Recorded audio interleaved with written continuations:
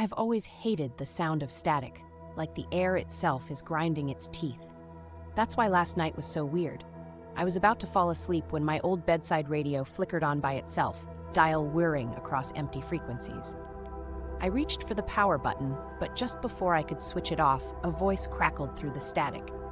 "Tonight, a special broadcast. Listen closely."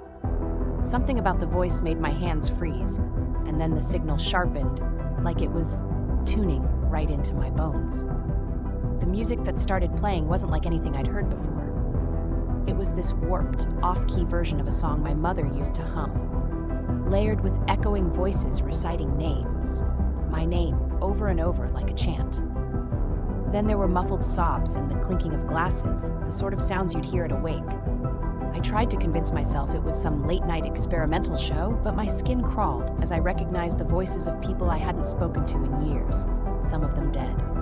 The radio host returned, whispering, "Now let's remember the dearly departed." He always hated static. My heart slammed into my ribs as I realized the broadcast was describing my life in perfect detail. Childhood fears, teenage mistakes, even last week's arguments. Every regret echoed through the static, each memory sharper, more painful. I yanked the power cord, but the radio kept playing, the finality in the host's voice chilling. And now, the last song. A funeral march began, but it was made entirely out of static, white noise swelling, then dropping to an unnatural silence. I stared at the radio, breathless, as the host murmured, "We'll see you soon."